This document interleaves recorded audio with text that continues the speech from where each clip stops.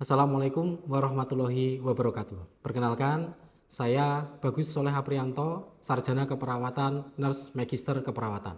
Saat ini, saya mengemban amanah sebagai dosen tetap pada program studi S1 Keperawatan, Fakultas Kesehatan, Institut Ilmu Kesehatan Bakti Wiyata Kediri. Sebagai seorang dosen di bidang keperawatan, saya berkomitmen untuk melaksanakan tugas dan kewajiban saya dalam pelaksanaan Tridharma Perguruan Tinggi di bidang keperawatan. Bentuk komitmen tersebut saya wujudkan dalam pelaksanaan pengajaran, penelitian, dan pengabdian kepada masyarakat dengan dedikasi yang tinggi dan penuh rasa tanggung jawab, guna memberikan kontribusi yang nyata bagi kemajuan masyarakat dan bangsa Indonesia. Pada bidang pengajaran, mata kuliah yang saya ampu adalah konsep keperawatan komunitas. Mata kuliah tersebut selaras dengan bidang keahlian keperawatan komunitas dan sejalan dengan kualifikasi akademik saya sebagai lulusan magister keperawatan dengan minat studi keperawatan komunitas. Mata kuliah konsep keperawatan komunitas merupakan mata kuliah wajib yang dilaksanakan pada semester 5 dengan 2 SKS teori. Proses pembelajaran yang saya lakukan menggunakan pendekatan DIA, Delivery, Interaction, and Assessment. Pada tahap delivery, saya awali dengan proses penyusunan rencana pembelajaran semester atau RPS bersama dengan tim dosen dan kemudian ditinjau dan disahkan oleh ketua program studi. Di dalam RPS memuat deskripsi mata kuliah, capaian pembelajaran, bahan kajian, dan metode pembelajaran yang akan digunakan. Mata kuliah konsep keperawatan komunitas merupakan mata kuliah yang fokus membahas tentang konsep dasar kesehatan keperawatan komunitas, program kebijakan pemerintah dalam menanggulangi masalah kesehatan di Indonesia, asuhan keperawatan komunitas, dan pembahasan terkait isu masalah kesehatan komunitas.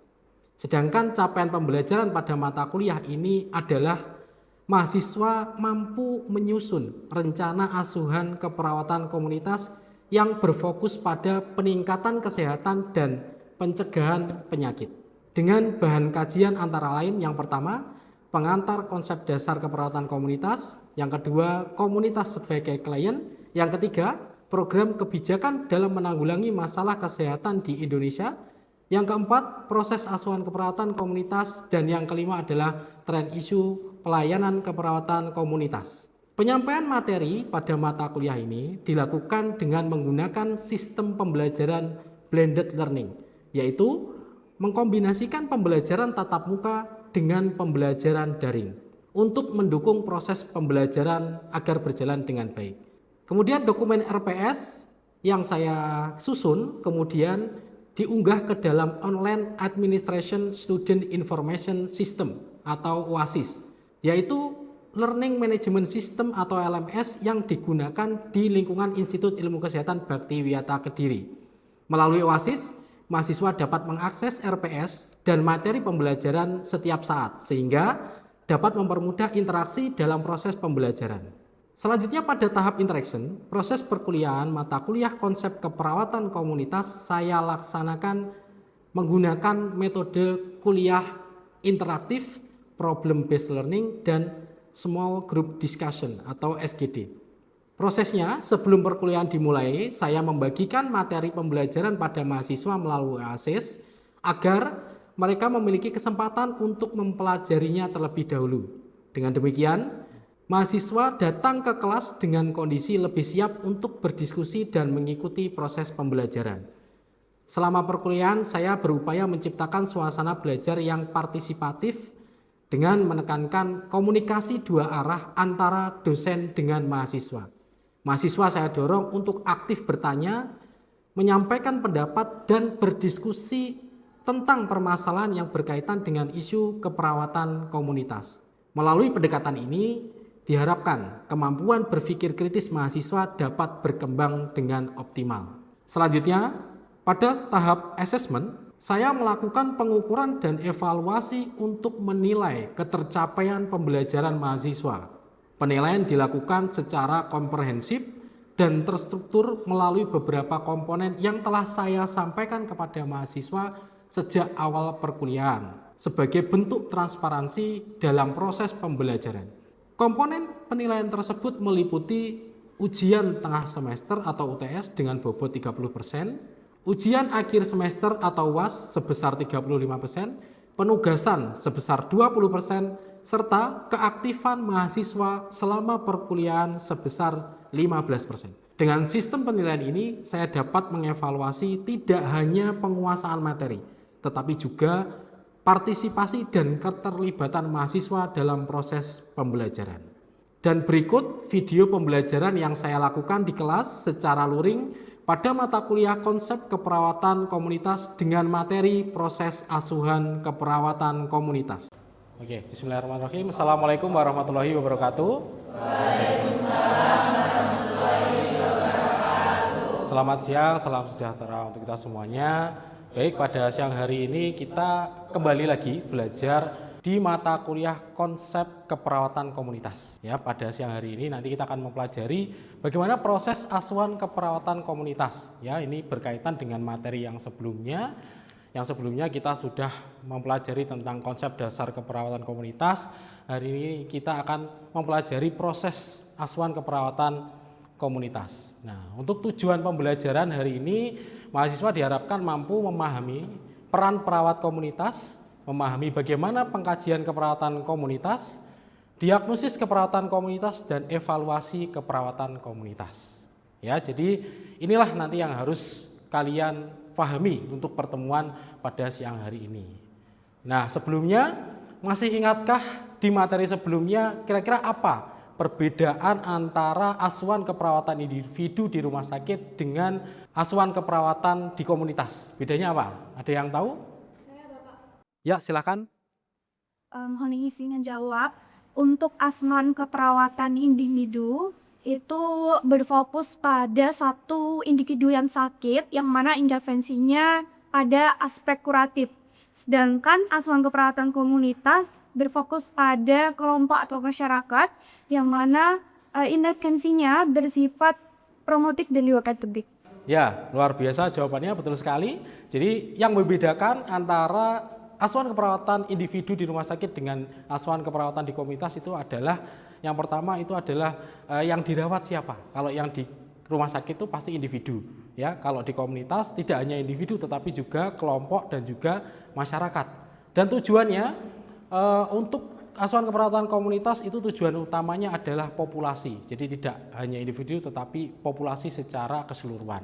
Kemudian untuk intervensinya yang diberikan yang di rumah sakit pasti akan banyak kita melakukan kuratif. Nah, itu yang membedakan. Kalau di komunitas itu kita banyak menggunakan yang namanya promotif dan juga preventif. Nah, ya, betul sekali jawabannya. Kemudian kita lanjut, ya, kita ulas kembali tentang definisi keperawatan komunitas, di mana ini adalah bentuk pelayanan asuhan keperawatan yang ditujukan kepada individu, kelompok, dan juga komunitas, ya, dengan pendekatan tentunya dengan pendekatan preventif dan juga promotif. Nah, selanjutnya bagaimana peran perawat komunitas? Peran perawat komunitas di asuhan keperawatan komunitas itu dia sebagai caregiver, pemberi asuhan, ya, kemudian sebagai edukator, kemudian sebagai advokat, kolaborator, researcher atau peneliti, dan juga manajer atau pengelola program. Nah, ini adalah peran-peran perawat yang harus dilakukan ketika dia melakukan asuhan keperawatan di komunitas. Selanjutnya adalah fungsi perawat komunitas, ya. Perawat di komunitas itu berfungsi sebagai promotif, kemudian preventif, fungsi kuratif, dan juga fungsi rehabilitatif. Nah, jadi fungsinya ada 4, ya. Promotif itu dia memberikan edukasi, ya, kemudian memberikan penjelasan terkait bagaimana meningkatkan kualitas kesehatan yang ada di komunitas, ya. Terus kemudian bagaimana fungsi preventif itu dilakukan untuk melakukan pencegahan yang bisa dilakukan untuk mencegah agar masyarakat itu tidak jatuh di dalam kondisi yang sakit. Nah, ini yang lebih utama. Kemudian namun juga bisa dilakukan untuk fungsi kuratifnya berupa pengobatan bila mana memang membutuhkan pengobatan pada layanan di komunitas kita tetap harus memberikannya. Kemudian yang terakhir adalah fungsi rehabilitatif. Nah, selanjutnya ketika pelaksanaan asuhan keperawatan komunitas, kita tidak boleh meninggalkan prinsip-prinsip etika di dalam keperawatan. Ada apa saja? Oke. Good.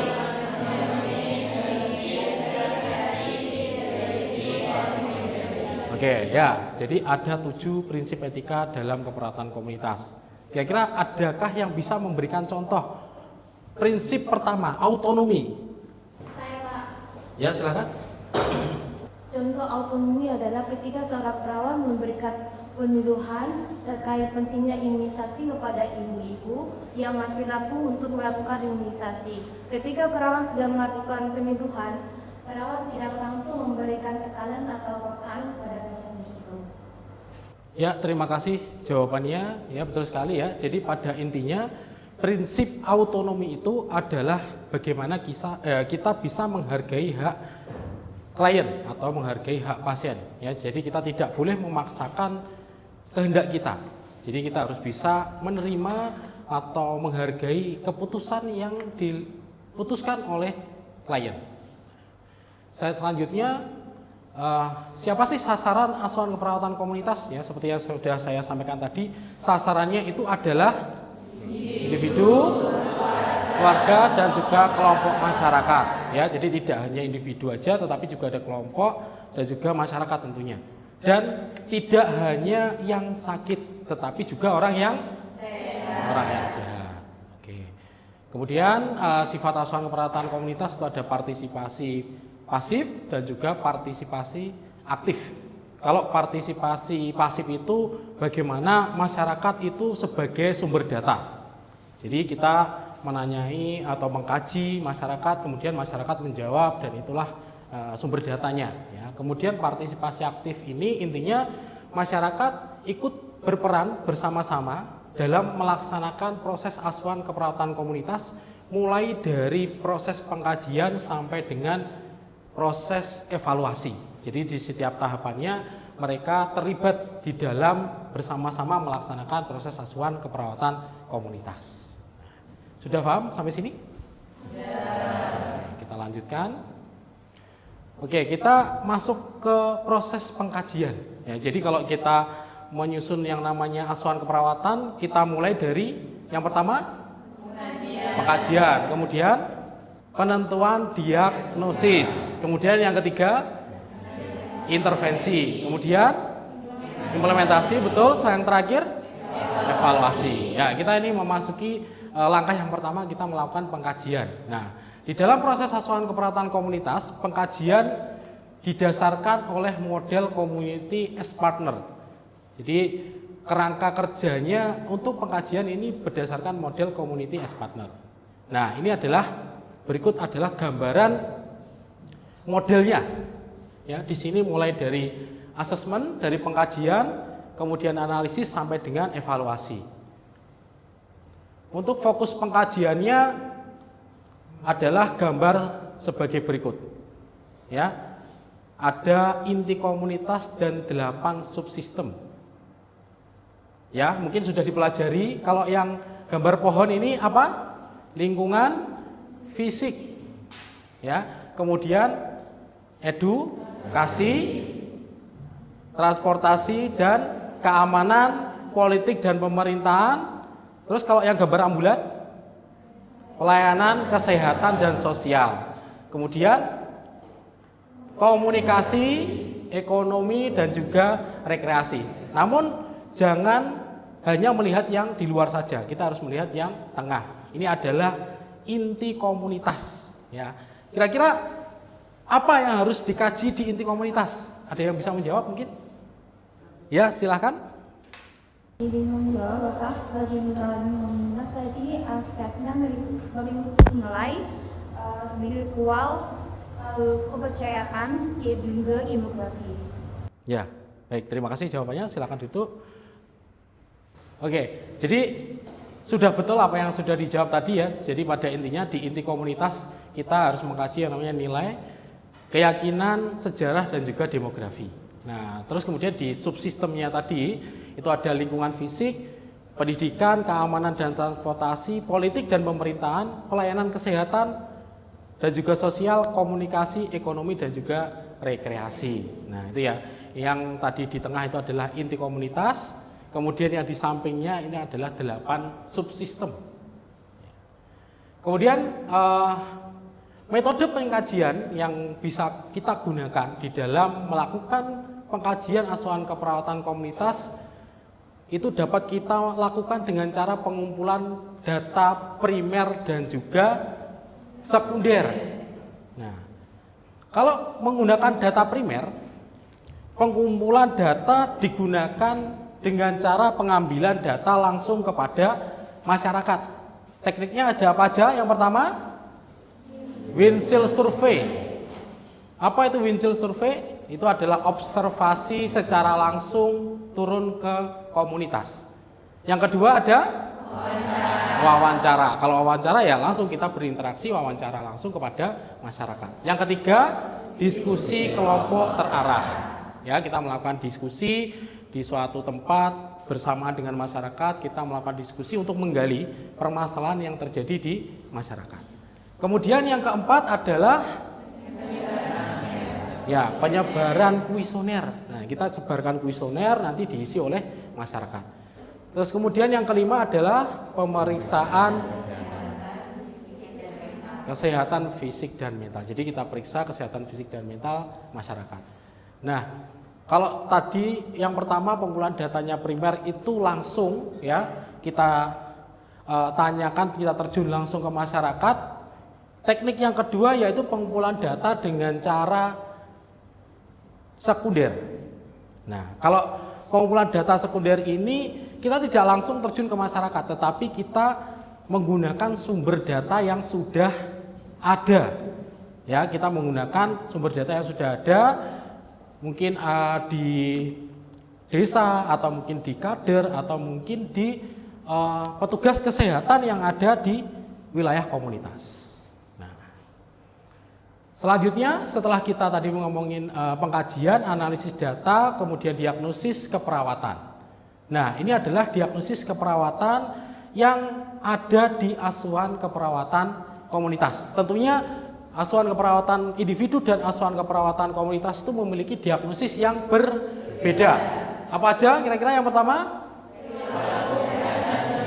Oke, perilaku kesehatan cenderung berisiko. Yang kedua, defisit kesehatan komunitas. Yang ketiga, yang keempat, pemeliharaan kesehatan tidak efektif. Yang kelima, peningkatan. Nah, jadi inilah kurang lebih diagnosis yang ada di asuhan keperawatan komunitas. Tentunya berbeda sekali dengan asuhan keperawatan individu, ya. Nah, nanti harus bisa membedakan antara 5 ini, ya. Jadi harus bisa membedakannya. Bagaimana perilaku kesehatan cenderung berisiko itu pasti berbeda dengan defisit kesehatan komunitas. Contoh ya, kalau perilaku kesehatan cenderung berisiko itu pada intinya masalahnya belum terjadi. Jadi belum terjadi sebuah masalah kesehatan. Nah, kalau yang kedua ya berarti defisit kesehatan komunitas ini berarti sudah terjadi masalah. Nah, kalau yang pertama tadi masih resiko, yang kedua ini sudah terjadi masalah kesehatan. Nah, itu ya contohnya. Kemudian kita lanjut, setelah kita melakukan penegakan diagnosis, kita menyusun yang namanya intervensi. Nah, kalau intervensi di asuhan keperawatan komunitas itu tipenya ada 3, prevensi primer, prevensi sekunder, dan juga prevensi tersier. Nah, ini yang membedakan antara masing-masing prevensi. Contoh kalau prevensi primer ini contohnya kita memberikan pendidikan kesehatan. Nah, kita memberikan pendidikan kesehatan pada masyarakat. Kemudian imunisasi, vaksinasi, monitoring kebijakan kesehatan dan juga perilaku hidup bersih dan kemudian prevensi yang kedua adalah prevensi sekunder. Nah, kalau prevensi sekunder ini tindakannya adalah screening kesehatan, konsultasi, manajemen kasus, dan juga kunjungan rumah. Prevensi yang ketiga adalah prevensi tersier, ada rehabilitasi, peningkatan sistem dukungan, dan juga pengembangan program kesehatan masyarakat. Nah, ini adalah prevensi ketika kita akan membuat intervensi keperawatan komunitas. Ya, diingat-ingat ada 3 prevensi. Slide selanjutnya, di dalam kita menyusun intervensi, kita juga akan melakukan yang namanya upaya pelayanan kesehatan.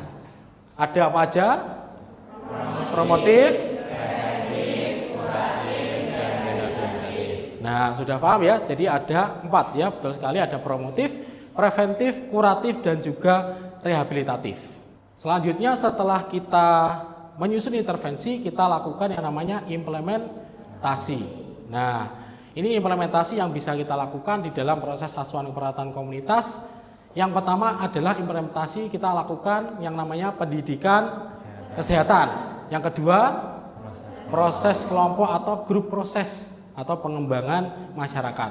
Yang ketiga, kita bisa melakukan kerjasama atau kemitraan atau kolaborasi. Ya, di sini kita bisa berkolaborasi dengan lintas ilmu. Ya, jadi ketika kita membutuhkan bidang ilmu lain untuk bisa memberikan implementasi kepada masyarakat, kita bisa berkolaborasi dengan bidang ilmu tersebut. Kemudian yang keempat adalah pemberdayaan atau empowerment. Kemudian yang kelima adalah intervensi profesional atau intervensi mandiri. Nah, jadi ada 5 ini untuk kita bisa lakukan sebagai strategi ketika kita akan melakukan pelaksanaan implementasi asuhan keperawatan komunitas. Setelah kita lakukan implementasi, selanjutnya prosesnya adalah kita lakukan evaluasi. Oke, tujuan evaluasi adalah ini ya. Yang pertama untuk apa? Mengakhiri rencana tindakan. Nah, jadi apakah kita nilai di dalam evaluasi apakah tindakannya itu diakhiri atau mau dilanjutkan. Ketika tujuan yang sudah ditetapkan itu tercapai, maka kita harus mengakhiri rencana tindakan itu.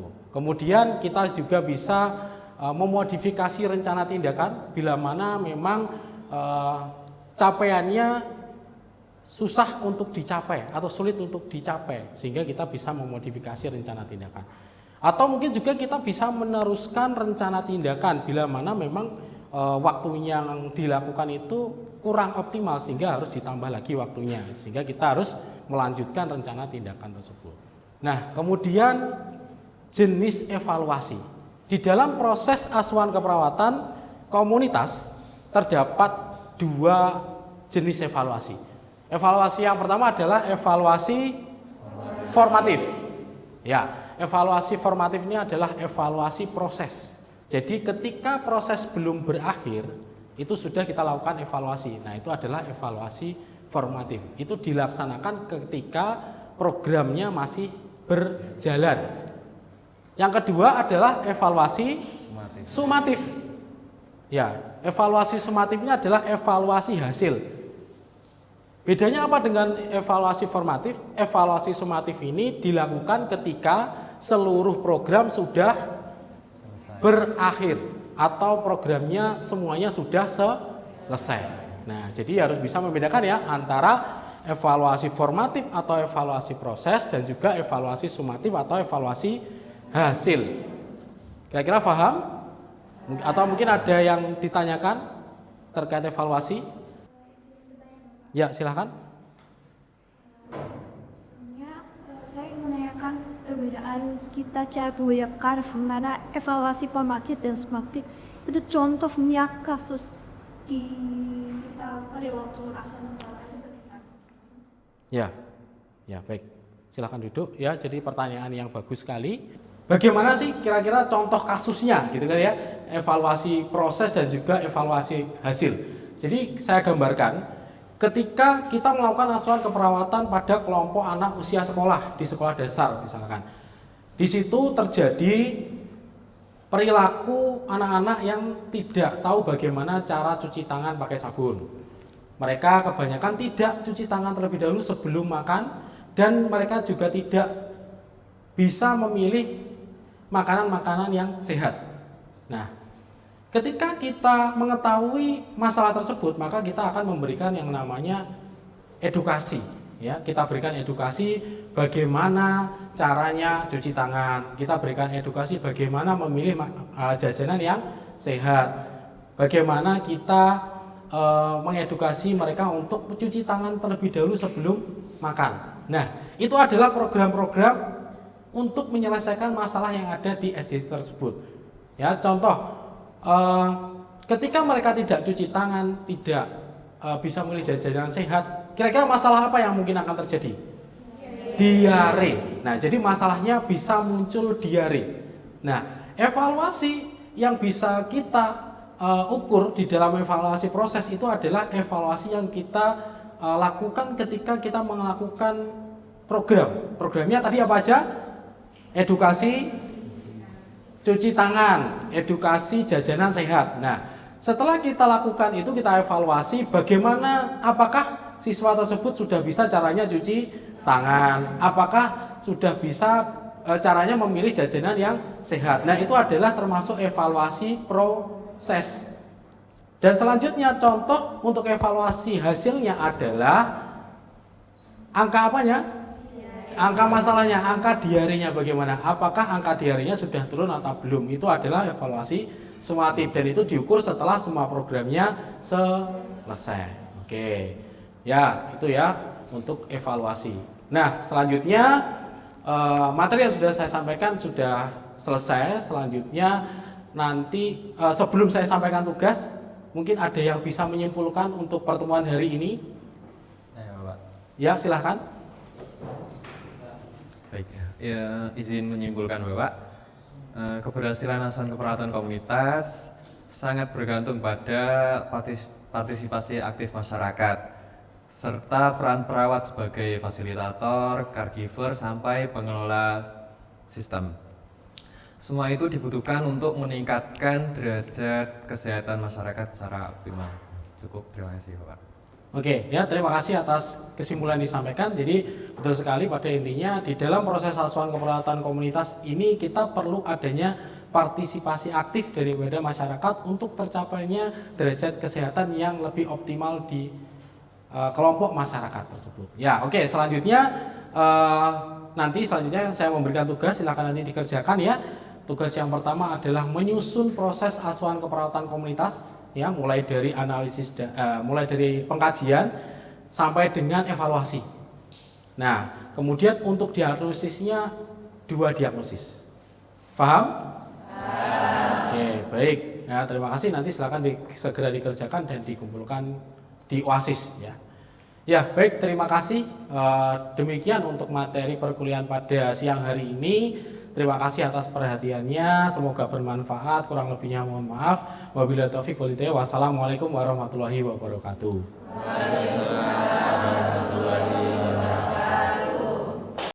Demikian pemaparan saya mengenai pernyataan diri dosen dalam unjuk kerja Tridharma Perguruan Tinggi pada bidang pengajaran. Terima kasih atas perhatiannya. Wassalamualaikum warahmatullahi wabarakatuh.